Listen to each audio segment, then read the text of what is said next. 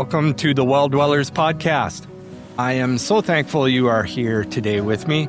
My name is Eric Freiberger, and I'm coming to you from Treaty 7 lands here in Calgary, Alberta.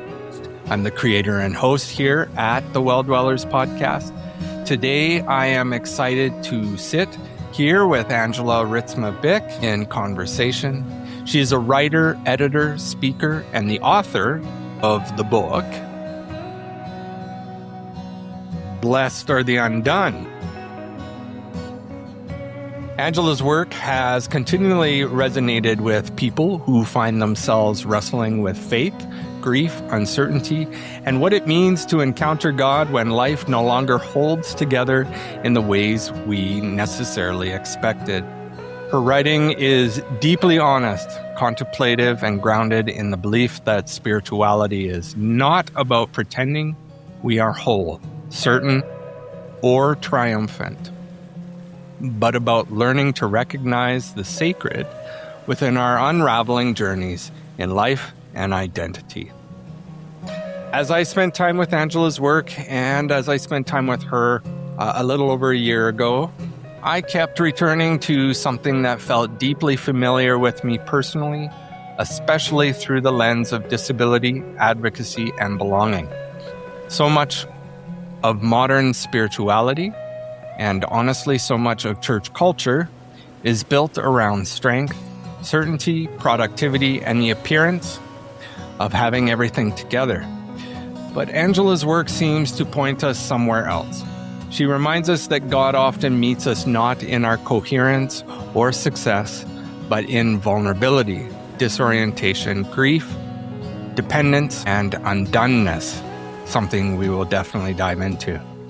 And for many disabled people, including myself, this experience of being undone is not simply metaphorical theology. It is a lived reality. It is navigating systems and spaces that were not built with us in mind. It is carrying both exclusion and belonging at the same time. It is learning to survive, adapt, grieve, resist, and still imagine hope. Not as a chosen spiritual practice, but as the reality of inhabiting the world we live in. That's part of why I felt this conversation was so important for us to have.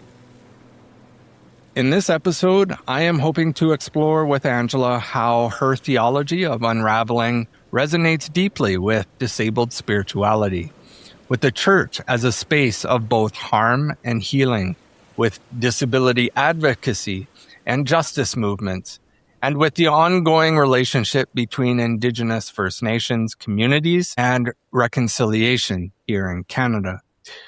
We also will hopefully talk about prophetic imagination and why hope is needed for reimagining broken systems. Perhaps most importantly, out of all of these, I'd like this conversation to invite us to consider that perhaps becoming undone is not failure, something I wrestle with myself from time to time. Perhaps it is where deeper forms of community, compassion, and transformation can begin. So wherever you are listening from today, whether you feel certain, exhausted, hopeful, grieving, or somewhere in the in-between, I hope this conversation gives you permission to breathe a little deeper into those places within yourself that are still becoming and desiring for more of an amazing adventure into discovering God in the midst of our being. It has been far too long, but welcome to the Well Dwellers podcast, Angela. I am really excited to have you here with me today. Thank you. And thank you for that lovely and thoughtful introduction. No, this is good. You know, I thought we would start with some fun questions. And I got to tell you, this is probably one of the most exciting intro fun questions I get to ask because it's right in line with some of my fun activities too. The book obviously shows that you have a deep passion for nature and getting into the outdoors, taking those backcountry adventures. What is one of the best outdoor adventures you've experienced and why? Well, both the best and the hardest probably camping trip, it would be the same thing. I went tree planting in my early 20s, which is kind of a rite of passage in my family. Both my parents tree planted, almost all my aunts and uncles on one side of the family.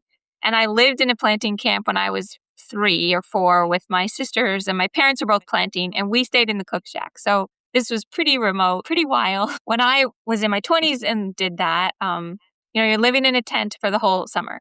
You plant in the daytime, you eat in a cook shack, you shower in an old canvas tent kind of rigged up with running water. And when you sort of felt like if you could survive this, you could survive anything. It's very demanding physically, but then it's so satisfying. On the best days, you hit those high numbers, you can plant 3,000 trees in one day and there's this little tiny forest and you're like, hey, I did that. And that part's very satisfying.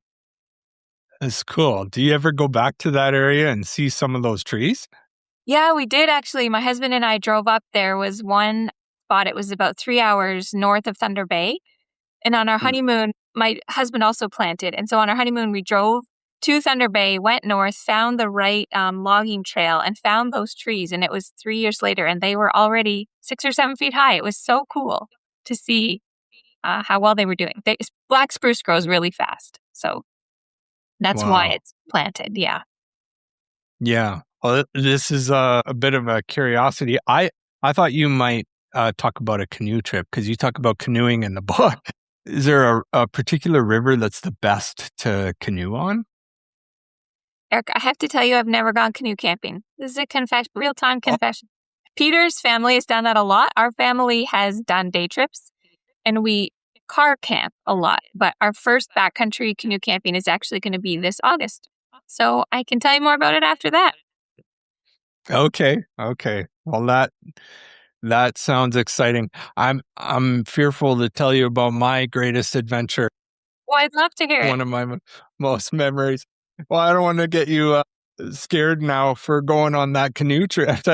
When I was younger, before I was in a wheelchair, I went with a whole group of scouts and we went on a 5-day canoe trip down the Red Deer River. Mhm. And it rained for 3.5, 4 days. Oh, that's miserable.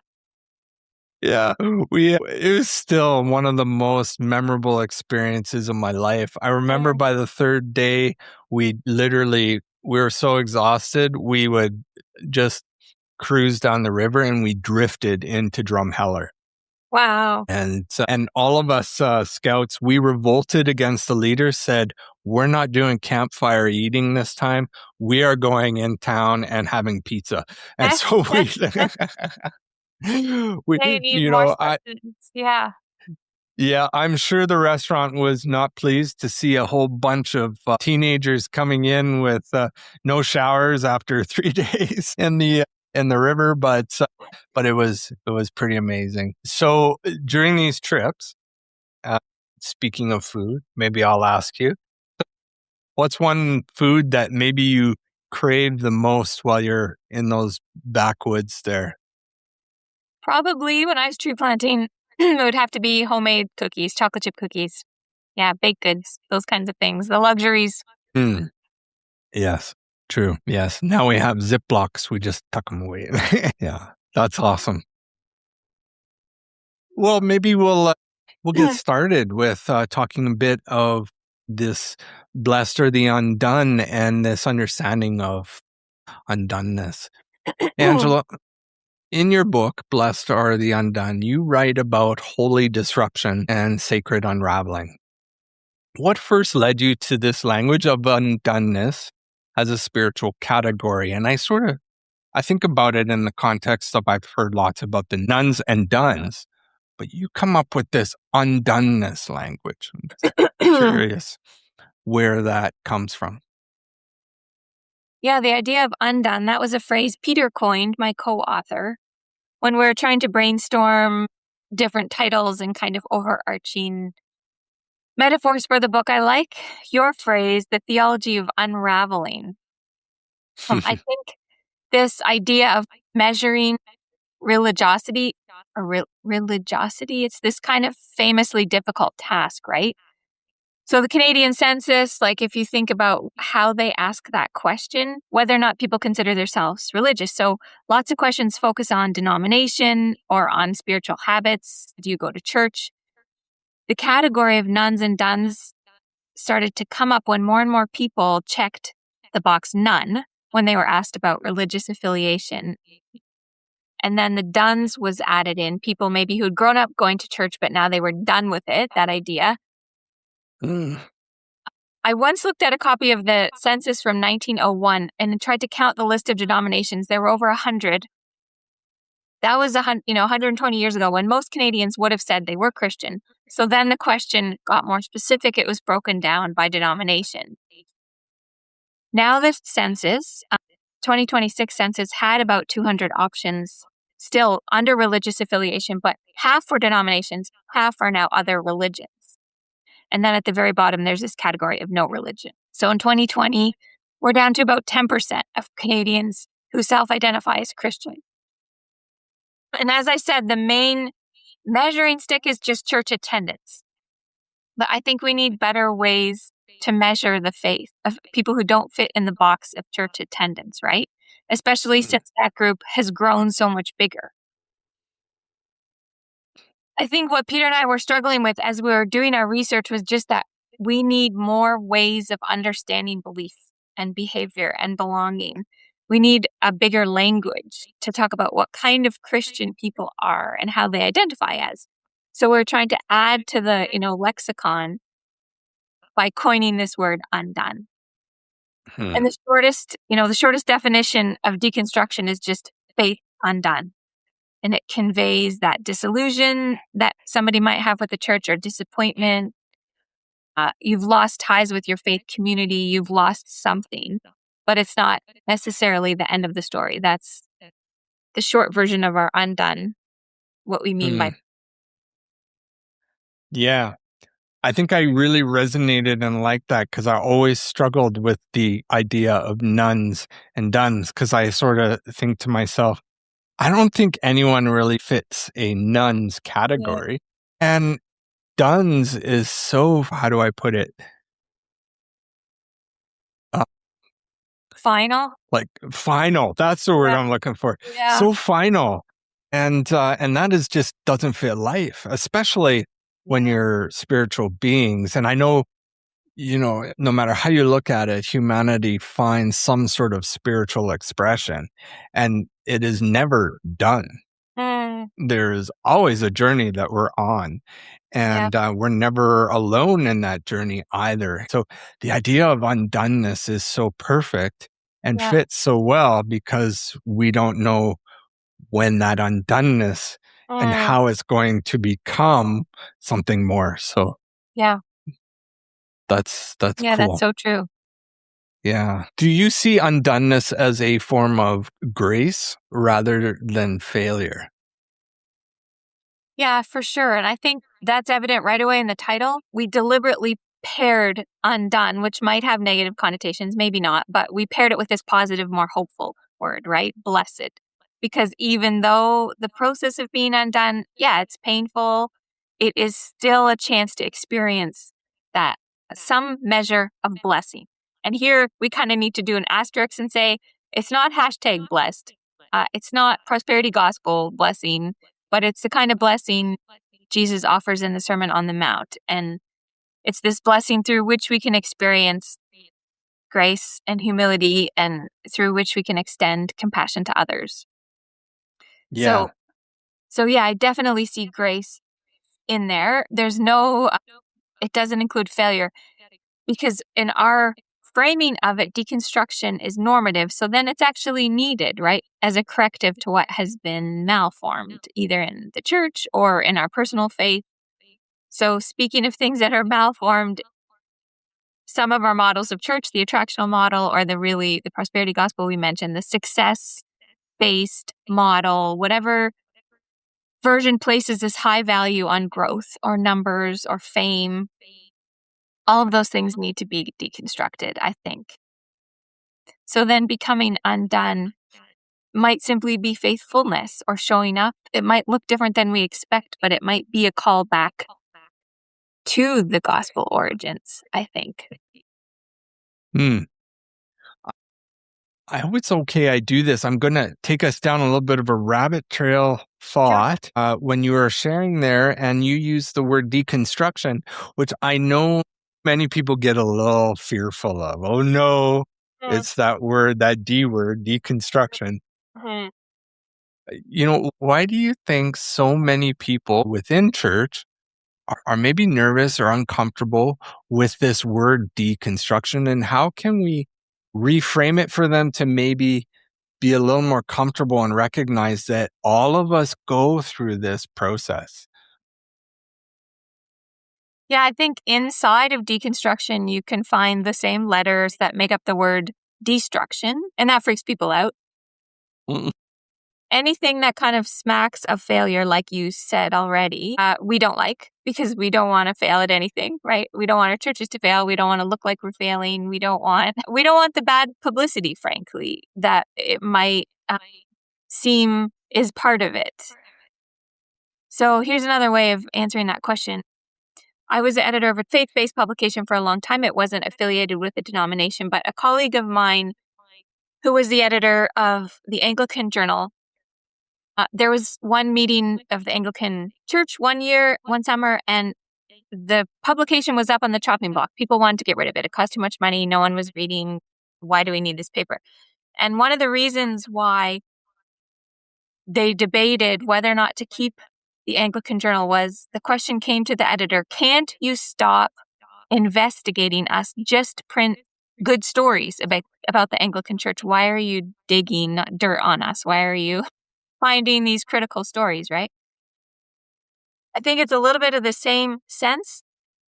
I hear that same fear behind people who are worried about deconstruction. They don't want the negative press behind the reasons why people might be deconstructing.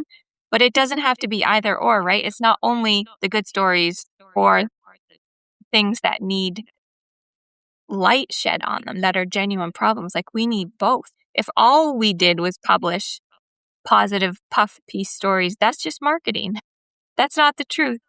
And so I think the stories of people deconstructing need to be heard and talked about. And they're not something to be scared of. They're part of the sanctification of the church, in my opinion. Yeah. And I even think of the model of Jesus and, how he speaks of, I'm paraphrasing a bit, but as how he speaks, lets a seed fall to the ground and die, essentially. Yeah. New growth, development, flourishing of the gospel can't happen. So we need to allow for that process. And I think one of the beauties of that message and that incarnational and fleshing that Jesus shows us is it doesn't have to be outside the church. Right. Deconstruction and the reconstruction, if you will, using Richard Rohr's language. Yeah. It can happen while you are in church community. Sure. And you can even argue that it needs community supports for that discipling, natural growth, spiritual growth to happen, to take place. Yeah, I fully agree. Yeah, you nailed it. Yeah. I'm going to ask you, is undoneness a kind of spiritual exile? I think that, tied to what I was just sharing, I think that's one of the other things is worried that if I go into a deconstruction phase, that I'm going to be exiled by the church or I'm exiling myself. If so, can exile, even if we do find ourselves out in the liminality spaces, become a site of kind of divine encounter? Jesus in the desert, I think of, perhaps even calling. Yeah, for sure. And there's so many examples of that in scripture, right? There's Jacob. He wrestles with God. He's blessed, but walks with a limp. Isaiah uses the word undone. He says, woe is me, I am undone. But then he's blessed by an angel. And then he's given this task of becoming a prophet. So his job is kind of twofold. He's telling the Israelites, they're in exile, how to rebuild, right? So he's almost giving them that reconstruction advice, like you said. And the way that he says they will rebuild in the ruins is by taking better care of each other. So he offers them that same blessing, a type of attention to the needs of the people around you, and that's fueling the social change. So that blessing, it's turning people toward each other, even in that space of exile. Yeah. Yeah. I think as we were speaking before, we were talking a bit about Joash Thomas. Uh-huh. And I was kind of reviewing some notes and some writing, and I remember him also speaking in his book about the Jeremiah passage where God is speaking to the Israelites, saying in their exile, go build homes, plant gardens, and Yeah. seek the welfare of the city. That's, I think, one of the other narrative stories we can tell ourselves going into a process of deconstruction. Even as a community, we can tell that story of let's build homes in this state of exile. Here in Alberta, especially, I think the disabled community is experiencing a lot of that sense of the deconstruction process, if you will. I think there's some struggling going on. I think there's even the question of, is spirituality important for us as a disabled community, particularly here in Alberta, when we feel so marginalized and pushed out into the boundaries? It's this desire to belong, and yet struggling, as I said in the introduction, with the sense of exclusion. We want to see that belonging, but we recognize we're in a place of exclusion. So living in a constant state of being undone, you might say liminality, as I had used earlier, physically, socially, economically, and spiritually. How does the theology you're sharing in Blessed are the Undone speak into the disabled experience without romanticizing the suffering? Yeah, the most helpful distinction that I've found here is between a theology of suffering and a theology of the sufferer. So the first one, the theology of suffering, it tries to explain the suffering. And it's kind of merciless, and it's hunting down and trying to find the reason and making sense of the pain. And maybe it can't be made sense of in our fallen world that we live in. I think Job's friends have this theology of suffering. They are well-intentioned, but they're misguided and ultimately very unhelpful. All their theories, they do no good. If you hear somebody say everything happens for a reason or God won't give you more than you can handle, those are other modern examples of this unhelpful theology. But I think a theology of the sufferer is more comforting and closer to the way Christ acted. So here you kind of give up on the search for meaning and you focus on the closeness of God to the person who is suffering. So Christ came to earth, he suffered. With this lens, we can just sort of remind ourselves that God understands. He sees us in our suffering. He is with us. I think that gives a better opportunity for lament or anger. Those are appropriate.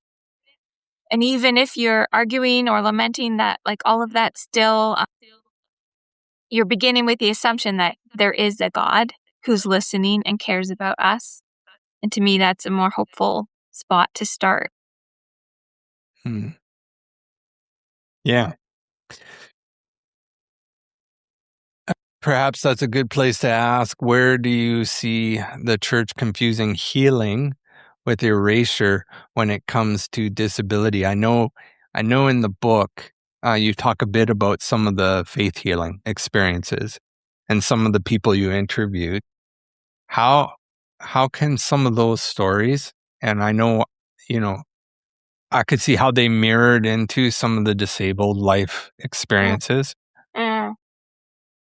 How can the church recognize how those kind of narratives become almost an erasure to those who are struggling with disability or poor health or chronic illness?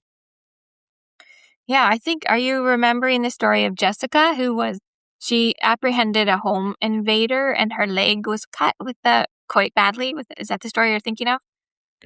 I know I thought I remember a few stories in there, but go ahead. Yeah. Yeah, she had a nerve severed and almost died, and was quite uh, um, affected by subsequent surgeries and unable to work, and just like very traumatized and physically altered by that encounter. And her church community at the time said things like, "Well, the shepherd sometimes breaks the sheep's legs to, increase their trust in him." Things like that. They're just similar to that. What you hear kind of Job's friends, like they're trying to make sense of it. They didn't know what They didn't know what to say, but then they said unhelpful things. So they were ended up, her and her husband, moving to an Anglican community about a year after this attack. And in there, she found just this deeper and richer understanding of what had happened to her, and was able to kind of make sense of it and say, God didn't want this to happen to you. This was not God's will for your life. And then later was able to go to court and interact with the person who had invaded their home and attacked them, and offer forgiveness. And I'm not explaining this very well, but I think maybe that's what you're getting at. Yeah. Yeah.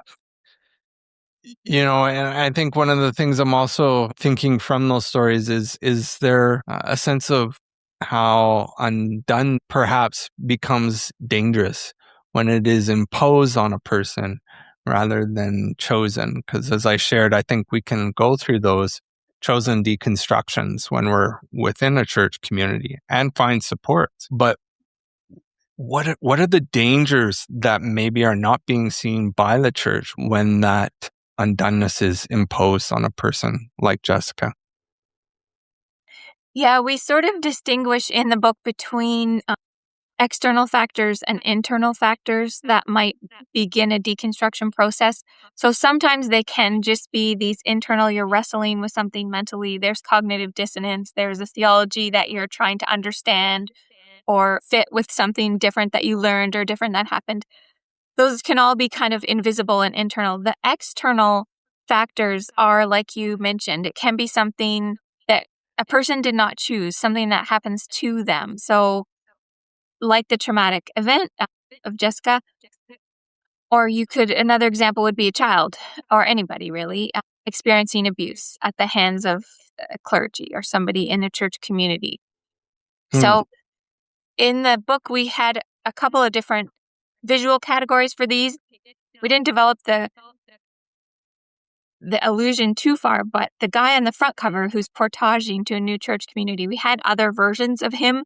So there's a person in a canoe that our designer made, and he's just floating. So he's kind of lost. He has no paddle. He's adrift. So that could be some of the internal struggles. There's another version where the canoe kind of hits a rock and the little guy's just like stuck there. And that can be maybe again trying to make sense of something tricky, or the texts of violence were one issue that different people mentioned as something that they really can't understand. And then those external factors we illustrated by somebody in their canoe, and they actually are capsized, so they're fully they're upside down. That's more it can be the most devastating type of deconstruction, I think, when that kind of thing happens to you. And then what? I was sort of thinking in the midst of that, one of the questions I was going to ask you was, can the church learn to see disabled bodies as theological teachers rather than ministry projects? But before, I'd like to hear your thoughts there. But when you were describing kind of the different ways in which that deconstruction is experienced and that undoneness, what I began to envision and ponder is that the church for years, for maybe even centuries, has subconsciously created a discipling pattern of kind of a cerebral, mental discipleship. Yeah. It's all, if I can, this may be the wrong wording, but it's all theory. It's all books and knowledge and head use. Yeah. Getting it to the heart, getting it to the infleshing, when very articulately in the Gospel John says, the Word became flesh. Yeah. Jesus embodied it. And I'm wondering how maybe the church has somehow fallen asleep to that idea that it's not just about being cerebral and in our heads with these deep thoughts, but how we are enfleshing this gospel, enfleshing this truth. Yeah. We want the church to wake up.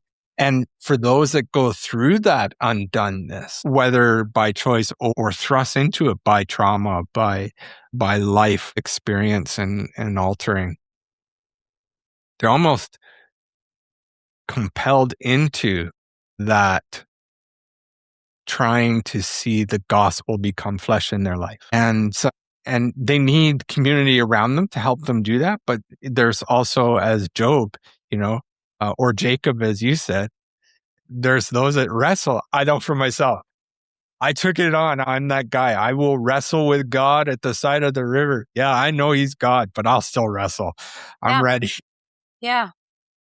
And it builds, that Ezekiel 18, the valley of dry bones, it builds those sinews and that flesh and that flourishing sense of embodiment of reconstruction. That's just kind of walking through the process in my head. Yeah. But no, I think that's so important to articulate. If our belief and action don't line up, what is the value of our belief? It's meaningless. Yeah. I'm praying our church hears those words. Talking about putting flesh on the bones, some fancy words, ecclesial formation. I think that's something that we can look at. In missional circles, we talk about starting with Christology, moving into missiology, and the last is into the ecclesiology, the practices of church, of community. The things that we do that build connection between ourselves as a community, ourselves in our rooted lands, and ourselves with God. How do church systems create spiritual homelessness, maybe, while claiming spiritual hospitality, perhaps particularly with terms like special needs ministries or handicapped seating? Yeah, okay. I'm going to get your help to answer this question, I think, but I'll give it a go and then you should add to it. Okay. Yeah, I think those examples you just said, those are the gap between what churches claim they offer and what's really happening. And it's just picking up on such a specific aspect of who people are. So imagine, I was trying to think of corollaries to this. Imagine if we had signs in church that said okay, this pew is just for people who are colorblind, or this is for people who are left-handed. This Sunday is National Diabetes Awareness Week. I just think it's strange the things we choose to focus on. I read a good book once where the argument was that we are all temporarily able. So if we live long enough, we will all experience what it's like to be disabled if we're lucky enough. So these days, these Sundays that purport to raise awareness, I think they're just stigmatizing one group within the membership. But you should chime in here. I think you're doing wonderful, but yeah, I think one of the things I often hear about is the referral system. You should go to that church down the street that has this wonderful community of disabled people. Instead of recognizing that when a church is placed in a neighborhood, the actual practice of rootedness is to see who your neighbors are. Right. So not program, not platform, not performance, but presence. The church leadership and the church community needs to learn and see where they are present and how their presence brings Jesus and the gospel to that neighborhood, including the 1 in 4 neighbors who are disabled. Yeah. Instead of just referring down to the next block. Yeah. Can I add one thing there? There's so many of the triggers that cause deconstruction. this is not in the book, but I've started talking about them more in my presentation since the book came out. Like, they all require similar postures as a response from the church. So the starting point, and it's the same response is, I think, called for with what you were just describing: repentance, awareness, education, and then ultimately restoration. Like, you can follow those same steps for almost any of the traumas or the internal debates that are happening for people causing their deconstruction. Yeah. Yeah. And I think also reframing accessibility with the understanding of church culture as opposed to church structure. We often, I see churches, they make the building wonderfully accessible, Right. but the visibility of disabled presence is not there or seen. In fact, sometimes I've seen how the accessibilizing of churches make the disabled even more invisible. As I was sharing with a friend before, we make all the accessible seats at the very front row of the congregation with a stage that is literally 2 feet over top of their heads. Yeah. And they're never seen, right? You don't see the disabled. Yeah. And so I think we need to make it accessible. Not only that, but make every activity of the church accessible. Yeah. We say Sunday mornings are absolutely accessible, but Yeah. men's retreats, women's retreats, community activities, oh, I'm sorry, they're not quite accessible, available. We'll see you on Sunday. Yeah. That's not a good culture of accessibility. Yeah. Yeah. After hearing many of the stories of the undone in your book, what is the difference between inclusion and belonging for you? Yeah, I had to think about that one for a while. As I understand it, I think inclusion gets at the policies and the procedures. So what's being done or what's being advertised as being done. But belonging is deeper, and it's that human level in terms of what it actually feels like. So the real, like, working out of that. So you asked about the stories of the undone. I think for the undone, it's kind of a mix of both of those experiences. We definitely talked with people who questioned their faith, or they called out leaders for different reasons, and then they got shunned, or they were made to feel like they were the problem because they pointed something out. So they were excluded, sometimes unintentionally, sometimes very deliberately. And the deliberate examples would be changing the form of subscription or the membership list, or making it something, there's votes, there's nominations for who's on council. So those could be the deliberate ways, but sometimes it's not that explicit. It could just, you feel more subtly unwelcome. You're not invited to things, or like you described, you can't get to the men's retreat. And all of that can affect your sense of belonging. So I thought of one example that relates to mental health. If you would agree that people with mental illnesses face some of the same stigmas and prejudice that the disabled community does. Can I make that assumption? So a family member of mine was in the hospital because of mental health challenges.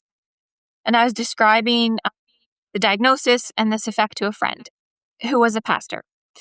And that person said about my family member, but he seemed like such a nice person. And that was deeply painful for me to hear, because nothing about mental illness really has to do with niceness, right? That statement was discriminatory, and it made it seem like the mental health crisis was this person's fault. Like they had chosen it, or maybe they just hadn't done a very good job of covering it up. Or now that I think about it, maybe the real crime was like that they were tricked. He seems nice, but actually has a mental illness. Why didn't I know that? You would never say, imagine, I can't believe she broke her leg. She seemed like such a nice person. Like, we just don't make those statements about other things. So that's the lack of belonging when those kinds of statements are made. I just shared this morning on my social platform, don't judge a disability by its visibility.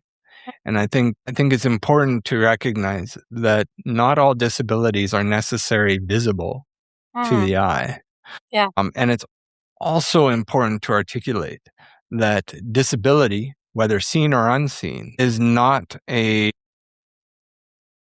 loss of human identity Yeah, or dignity absolutely. or a negative form on that person's identity. Very important to say. All are made in the image of God. Yeah, absolutely. Right. Yeah, all are made in the image of God. And our building with them is one that entwines us with one another in Yeah. equity, Yeah. not difference. So, trying to build on this ecclesiology, I was thinking in chapter 19 of your book, Loving Jesus and Not the Bride, you do something that I really like as a missional guy. Mm. You try to build it on the model of Jesus. Mm.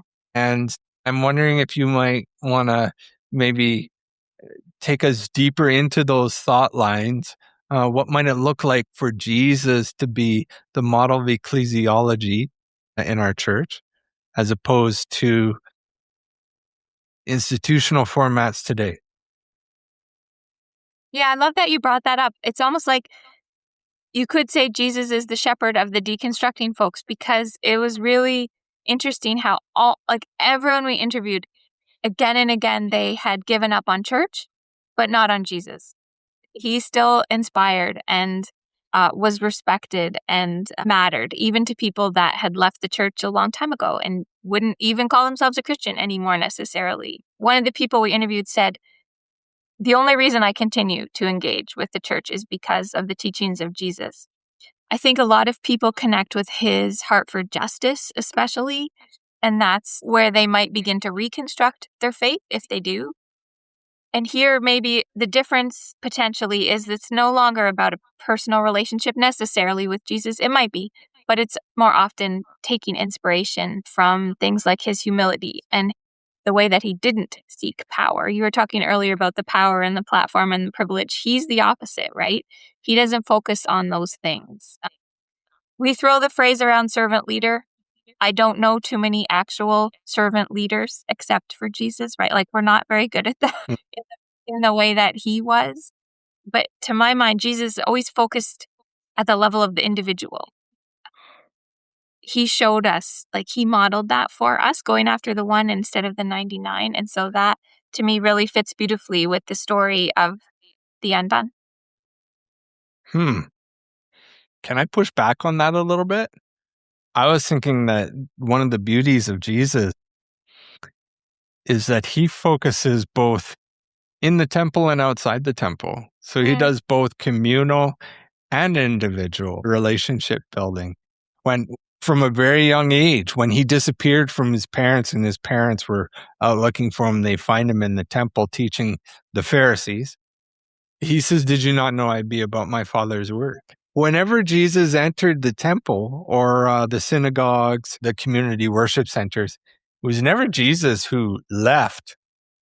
It was the people that pushed him out. And so I think when I think of how Jesus draws a practice of church and community building, he doesn't distinguish what's in or out of the four walls of the church, if you will. He engages both.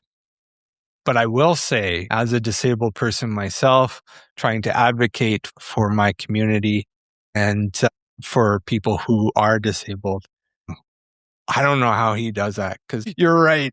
I can't model that well. I can get frustrated, especially when I get confined into those four walls and feeling the resistance of them.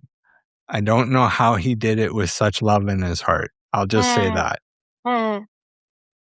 No, thank you. Yeah, You made my answer better. That's really well said.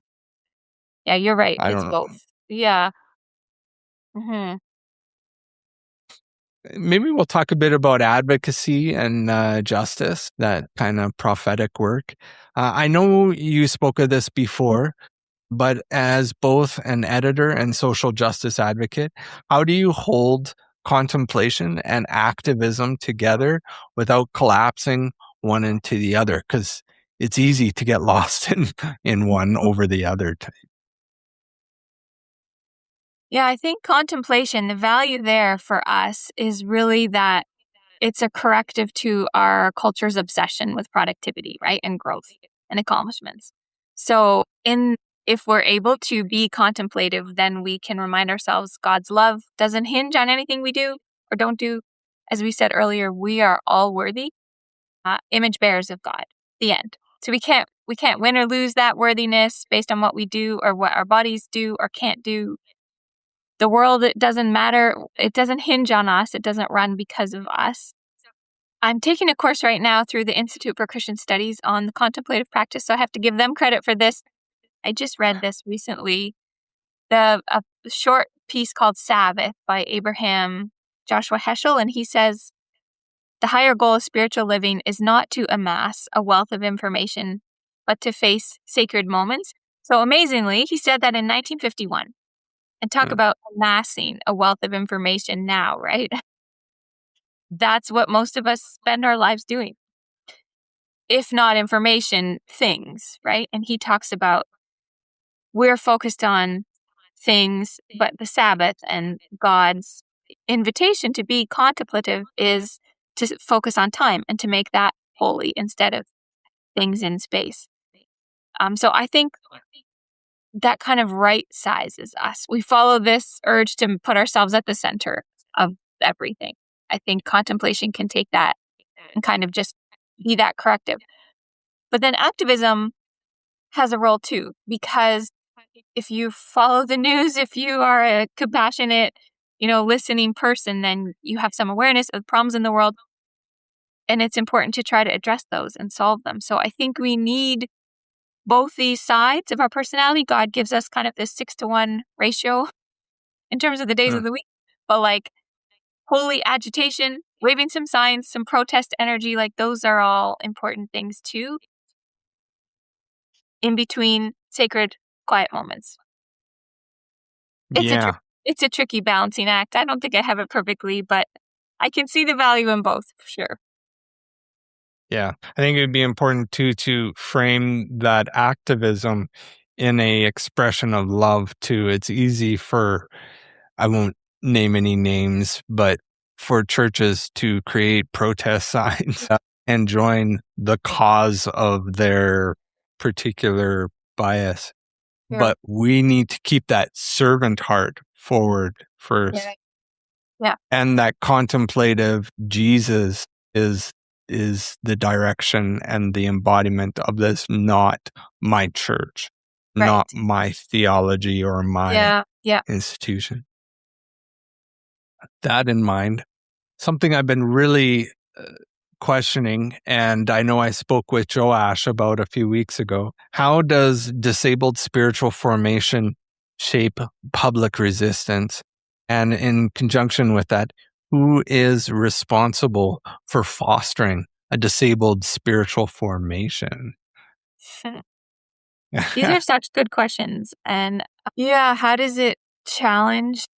What did you say? How does it shape public resistance? Is that what you asked? Yeah. How does it shape and form kind of public resistance and our practices of it?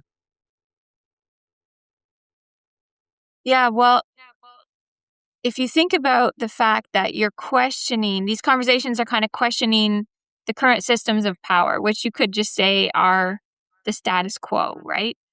So in the church, maybe what are the systems of power? Well, who's in the pulpit? What theology is? Maybe sometimes the space, like you talked about the architecture. But what if churches were not lagging behind? Let's talk about the space here. Sometimes, is it true that churches are kind of grandfathered in with accessibility codes because it's too hard to change like an older building? I think some are, but I also think that can be, I mean, this is just personal bias, but I think churches use that as an excuse. Right.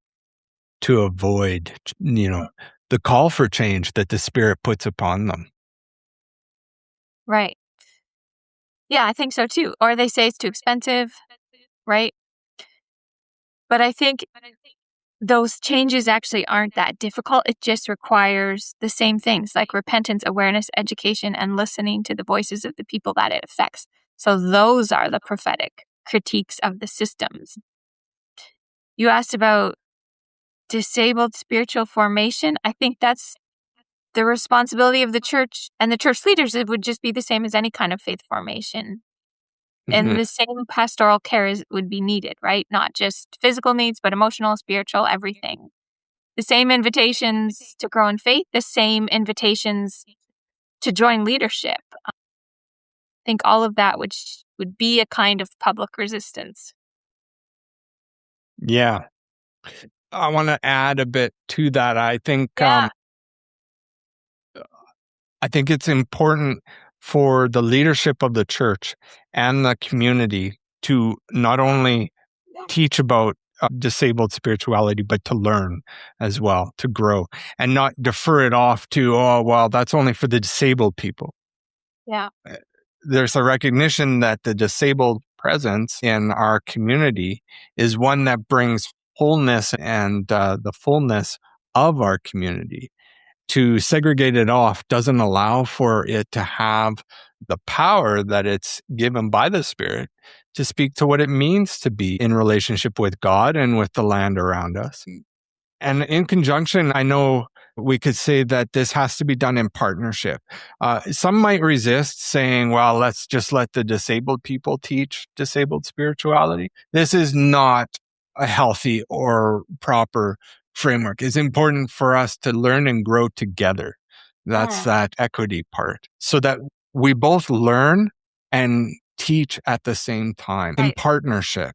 So leadership of the church is responsible, but also the empowerment of disabled leadership to come alongside other leadership and disciple the community. I think that's important. Yeah. I know it was a few weeks ago, I think my friend Mike Hogtert and you and others were part of the Nate's gathering that took place recently. So I know also a little over a year ago when we were talking, you gave me some great thoughts into how the reconciliation process with the Indigenous people of Canada kind of speaks into the disabled finding reconciliation with church and community. So I want to look at that a little bit deeper too, and start by asking, where do you see parallels between disabled advocacy and the First Nations reconciliation movement in Canada? I know you might just have a few brief thoughts there, maybe. Yeah, I was not at that Nate's event. I know Mike was, I'm sure.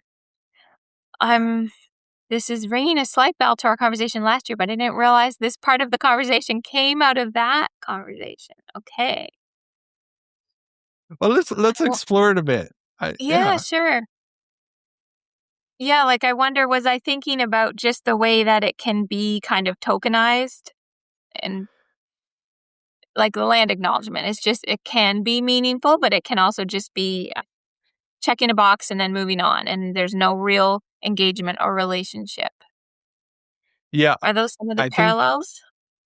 I think those were some of the parallels you mentioned, but also you talked a bit about the power of storytelling. And I know you talk about this in your book too. Particularly, I know there was a chapter that seemed to talk about, I use couch and pew, which seemed to focus on the psychology aspects of Undone. But I think it was in that chapter you talked about the power of storytelling. And how that is being done with the reconciliation process here in Canada with the Indigenous. And I'm wondering how it might parallel or find another expression or form for the disabled. How can the disabled tell their story more? Oh, that's so interesting. Well, with reconciliation, of course, there was this government mandate, right, to research the truth and reconciliation. So they listened to thousands of stories over many years and then took the information and made these calls to action. So that's a very specific set of steps that I think is helpful for anybody. And it's been something concrete that churches can try to follow. And I think of the 11 that apply to churches, half have been done. So it's not perfect, but it's something to work with. You mentioned relationship near the beginning of our conversation. And that reminds me of Jody Sparger's book, Mend, one of New Leaf's more recent books. Have you had a chance to read that one yet? I know of it. I haven't read it yet. She tells this beautiful story of a church she pastored in downtown Vancouver where there were a lot of First Nations families attending the church, mostly kids. And then she was teaching Sunday school and she started noticing that kids were disappearing. So they would come for a little while and then they'd be gone, and in quite high numbers. And so she would ask other kids, where's so-and-so? And they would say, oh, he's in foster. And so many of these Indigenous kids were being moved around a lot, and they weren't with their families, and they weren't staying long enough to, be a regular member of the Sunday school. So her church made this deliberate decision to come alongside some of these Indigenous families and help them in the social work in different stages, go to court, answer the phone call when a social worker called, and help the families in the ways they needed to, just to become more stable places so that their own kids were not taken away and put into foster care. So she tells this story of one First Nations woman who hadn't set foot in church her whole life because of grandparents who had been in residential school. But she came to church in order to say thank you for helping our family keep our kids, essentially. And so to me, this illustrates like the core of what is needed, which is really a relationship. It's the day-to-day, it's the life, it's the phone call in the middle of the night, and the very practical, small, concrete ways that we can help each other. I want to ask you in this part too. You have this part on Jesus therapy in Couch and Pew, and you write, "We believe that in Jesus all things hold together," which means he can be found in therapy too. Although it's a stretch in this context, one of the titles subscribed to him is Wonderful Counselor, as seen in the conversations with Nicodemus, the woman at the well, and the paralyzed man at the pool. Of course, that caught my eye, right? Yeah. Throughout my life and after my spinal cord injury with becoming disabled in a wheelchair, therapy and psychology has been a deep part of my life. So I wonder if you could tell us a little bit more about what you're saying here. Yeah, well, this chapter was included because every single person we interviewed mentioned therapy and the need for it in processing what had happened to them. So that's significant, right? Somebody said, therapy saved me. It seemed to be part of the trail that everybody took in one way or another. And so initially, we called this chapter, which right now it's Couch and Pew. Initially, we called it Couch or Pew. But then we realized that was unhelpful in setting up this false dichotomy, even though it did sort of sometimes feel like people are leaving the church for the counselor's office. But it really doesn't. That similar to what we're saying at the very beginning about undone isn't the end of the story. That's unhelpful. We don't need that dichotomy. We don't need to choose between religion and psychology. They can work together, right, for the whole health of a person, spiritual and mental. So I think that Christ can be found in the services of a trained psychiatrist. Whether or not that person uses religious language, it doesn't matter, through their care or their compassion or the search for healing.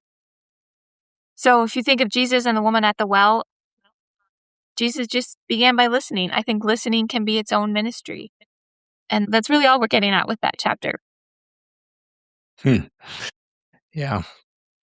And seeking therapy. Actually, one of the thoughts I had was maybe that's one of the ways the church can act with advocacy and activism is making therapy more accessible, affordable, and available for disabled people and the rest of the community, recognizing the significant importance it has in a person's undoneness and the way they reconstruct and the journey they walk forward with Jesus. Yeah, you're right. Part of the case for churches to respond better to allegations of abuse is to provide automatic funding for victims of abuse so that they can seek therapy, because it is expensive. Abuse or trauma. or I should say abuse and trauma. Yes. Yeah, absolutely. Yeah. Yeah. One of the things that is significant discussion amongst those, particularly with disabled people, and I think of the work of my friend Heather Morgan, is embodiment, and how embodiment impacts our identity and our understanding of belonging. How does undoneness confront the myth of the normal body and the ideal Christian? I guess the simplest answer is just because being undone is the opposite of shiny. It's gritty. It's faith that's really been through the ringer. It does not look good anymore. So normal and ideal, like, we make all these assumptions around those words, and they're mostly based on marketing. They're not accurate to the wide range of human experience and embodiment. So if we can begin there and we are honest about that, it takes the pressure off everybody. It should actually be a big relief that there is no, I would argue, there is no ideal Christian or perfect faith. Yeah, nor embodiment of the gospel and the ways that it finds expression. I think Jesus coming back from the cross with scars in his hands and feet, a wound in his side that he tells Thomas to put his hands in. That's pretty dirty, grimy picture to envision. And yet this is the expression of what the gospel comes in. This is the embodiment of it. Yeah. And the church needs to see this more. I love the way that I came up with these words. So I got to ask this question. Is disability exposing a deeper theological truth that interdependence is not a defect, but a design feature of humanity? Yeah, I think so. I do. Like, I think you're onto something here. You could write a thesis on it, probably. And I have to defer a little bit to Amy Kenny here in her book, My Body's Not a Prayer Request, because she has this beautiful part where she describes in the New Jerusalem, Zechariah describes elderly men and women with canes, and they're playing with young people in the streets. So Kenny interprets this as God incorporating folks into the beloved community by meeting their access needs, because Jeremiah says God will lead them down a level path. So she says this future welcomes us just as we are, not attempting to fix us before we're admitted into the kingdom. The goodness between us can be restored. And so learning this deeper theological truth is that it's just simply the second commandment, love your neighbor as yourself, and just do it a little bit better, I think. That's that interdependency part. Yeah, I think most seminaries and colleges teach that God created us as relational creatures. We were meant to be in relationship. Yeah. So independence is a myth, people. Let's realize interdependence is the very nature we were designed in. One thing I got to mention about canes, my Aunt Ruth taught me very young that canes have multiple purposes. Not only can they help you walk and find stability, but they make great hockey sticks too. That's so Canadian. I love it. So, one of the things we talk about in The Well is, of course, hope and how we experience hope. I like to say that hope is not an optimism. Hope is not denial. Hope is not positivity. Hope is the courage to remain human in inhuman systems. Some of the thought lines that I sometimes use to frame that understanding of hope. But I'd like to ask you, what kind of hope does undoneness create for the disabled person? And what kind of hope does it maybe destroy? Okay, I will do my best to answer this, and then I would love to hear your answer, because this is another one of these really good questions. Like, seriously, Eric, these are amazing questions. Yeah, I had to think about this one for a minute, too. The hope it might create, this idea of undoneness, and I sincerely believe that there are more people on the margins or in the wilderness than it might seem at first. And I think that is so true. Many, many people are carrying around wounds of some kind. often inflicted by fellow Christians. The disabled community could be the experts here in bringing some of those disparate people together. But when I was thinking about your question and what hope might this idea of undone destroy, I thought, okay, well, actually on the cover, this guy carrying his canoe, that's kind of an ableist metaphor, maybe, even canoe camping, that idea. And I'm sorry about that. And even as a metaphor, portaging is hard work, whether you're disabled or not. And in the book, what that is equated to is just the work of finding a new church community. That's kind of the ending solution. That's really hard. It doesn't happen quickly or easily, and it might not always be possible. So I have to think about the effectiveness of that as a solution. Okay. The thought that came to my mind, I'm just finishing Richard Beck's book, The Shape of Joy. And he's talking a bit toward the end about transcendent hope and transcendent joy. And he uses this imagery, which is what's the word? The image can be one of two things. I can't think of the term. Anyways, you can either see it as a duck or you can see it as a rabbit. Okay. And if you see it as a duck, it's a negative. It's, all hope is lost. There's nothing here for life, nothing for meaning. Or you see it as a rabbit, and it becomes something that catapults you into newness of thought, into reconstruction of a life that is full of joy and experience. But I was sort of thinking about that when you were describing the canoe and carrying the canoe. Can it be an ableist image? It could be. But what if we reframe that as someone who's carrying a cross? A cross can be a duck or it can be a rabbit. Something that transcends and takes you into the newness of a life that is full of God's glory, presence, love, compassion, joy.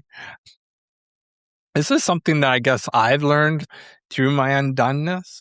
So when I think from the disabled framework, what does it create? It creates most definitely some challenges, some wrestling, but it also creates a life that shapes an amazing world before me filled with wonder, of a gift to be able to have creative powers of puzzle solving, of seeing things deeper than, well, you'll probably laugh at this, but deeper than a lot of other people see it.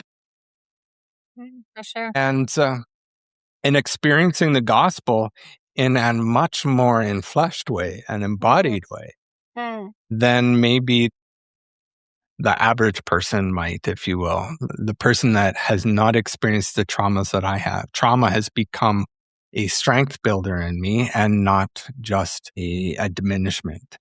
And I think, what does it destroy? It destroys, in some sense, you can say it destroyed my sense of invincibility. But this was a good thing. This was a good thing to recognize I'm a finite being. It destroyed my sense of independence, which is also a good thing because I recognize the strength and power of interdependence. It destroyed my sense of seeking perfection, knowing that in the imperfect is where I find Jesus, is where I find God, where I find the life that doesn't put the demands on me that perfectionism does. Yeah. So that's where hope, I think, becomes the rabbit that takes me down the trail, down new holes of adventure and life. So we started this conversation about adventure. I think it's great that we draw into that a little bit. Before I get into an adventurous question, though, I do want to ask you, because you hinted at it earlier. It's been a few years now since Blessed or the Undone has been out. And I'd like to ask you, is there anything that you might have done differently in the book? And has anything changed since you first put those thoughts on paper or hit those keys on the keypad? Yeah, before I answer that, I just want to say thank you for your answer to that last question. That was really beautiful. And I love what you said. It reminded me of there's a acronym like PTSD, but it has to do with resilience. And I can't think of the letters, but it's something like post-traumatic resilience or growth, which sounds a little bit like what you're describing. Yeah, that resonates with me. Has anything changed or would I do it differently? When I reread the book now, I think, oh man, yeah, we could have explained this a little bit better or made this flow more, but it was really an ambitious topic from the start. It kind of has these tangents in lots of directions that different people have picked up on, different sections. I think for the most part, we pulled it together okay. Has anything changed since the book came out? I mean, yes, I am a member of the Christian Reformed denomination, and we're at the tail end of this, years-long debate about whether or not it's sinful to be gay or to act on that. That has frankly split the church since we started. Peter and I remember when we first began research in 2021, we were a little bit worried that just the idea of deconstruction would be passé by the time the book came out. But actually, it's just as relevant as ever. We have people in their 20s, people in their 70s. They have said things like, I felt like I was reading my life story. Something still resonates, maybe because of those church splits and schisms. I don't know. We wrote a whole chapter on Trump before the 2024 election. So unfortunately, that chapter is just as relevant as ever. I wish it was not. And the other thing that's kind of changed is there's this new fear, actually, of the word deconstruction. So rather than becoming passé, it's almost grown in power, but in a negative way, which I did not expect. And I think that's because, again, of this fear and the culture war language. But I think it just shows that the debate around what is deconstruction, that's not over yet. And the role it has in the future of the church isn't over yet either. So, yeah, we'll see. Well, as we shared earlier, deconstruction is inevitable for any organization, church, community, or person. It's how we're willing to navigate that with one another and in our own footsteps forward. So I hope that the words you shared today are heard by the many leaders out there to not be afraid of deconstruction, not to be fearful of culture change and the change of your faith, the change of spirituality. Let's be honest. The Christian church, the Jewish community, nation, the history of human spirituality has never, ever not gone without change in history. Yeah. This is not the same Christian church today that we were in 2,000 years ago. Yeah. So let's not try and be that church still. Yeah, let's see where the Spirit's going. Let's go into that adventure. What is an adventure you have always wanted to take, but have not yet gone on? Oh, I would love to hike the cliffs in Ireland. I just think it's so beautiful. And I love their accents. It would be a delight to be there. I know my pastor, James Payton, would be very pleased to hear that. That's great. Yes, beautiful scenes there. I've seen lots of pictures. I'll say growing up, this isn't a very Christian movie, people, but Highlander was one of my favorite cult classic movies when I was young. And part of my love for them and passion was the scenery, the beautiful scenery. So that would be a great adventure. I will ask. Did you have any questions for me? Yeah. What do you think is the biggest takeaway from Blessed Are the Undone in relation to the disabled community that maybe churches could learn from? I think one of the biggest things that I hope my listeners and the disabled community can hear and understand is we need to expand our imaginations around your writing in Blessed is the Undone as being metaphorical and hearing the story of the disabled community in that undoneness. There is, My library is growing, and I didn't start in the stream of disabled theology. I started in missional theology, community development, pastoral works, you know. But what I learned to do and found was to see how all of that language and all of that learning and spiritual work metaphorically spoke into my life as a disabled person.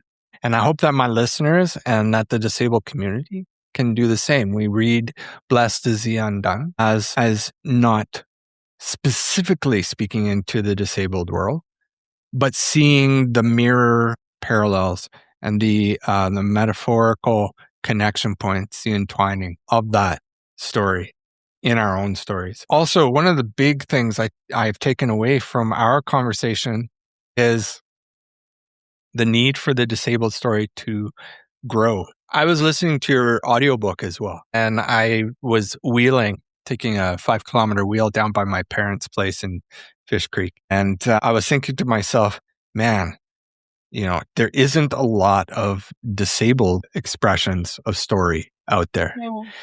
And we need more disabled people to tell their stories on print.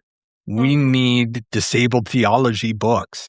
We need Blessed Are the Disabled put out there, the Amy Kennys and others. But we need more of that to be seen and shared so that the church can see how they also are metaphorically connected and entwined with our story as a whole community. Amen. Yeah. Okay. Yeah. Well, how might our listeners learn more about what you are writing, what you are doing today, and be able to connect with you further? Yeah, you can check out my website, which is angelareitzmabic.ca, for podcast links and connection to Substack. I'm also doing a little bit of teaching, so I have an online course through the Institute for Christian Studies in Toronto, and there's one I taught last year that I'm going to teach again this winter, and it's on Canadian literature with themes of faith and doubt. And so this is open to anybody. It's not just graduate students, it's lifelong learners. So we had people from all over North America. Last winter, we read through some key Canadian novels and then used those narratives to kind of come at these same issues from a new angle. And it was really a lot of fun. And I'm currently building a second course along the same lines, but focused on music. So Canadian singer-songwriters who wrestle with their faith in their music. Wow. Awesome. That's great. Well, Angela, thank you so much for joining with me today. This has been a great blessing. I'm so thankful you were willing to be with me at the bottom of the well and in the Well Dwellers podcast, and deeply thankful for your friendship. It was absolutely my pleasure to be here. Thank you for having me, and it was so good to talk with you.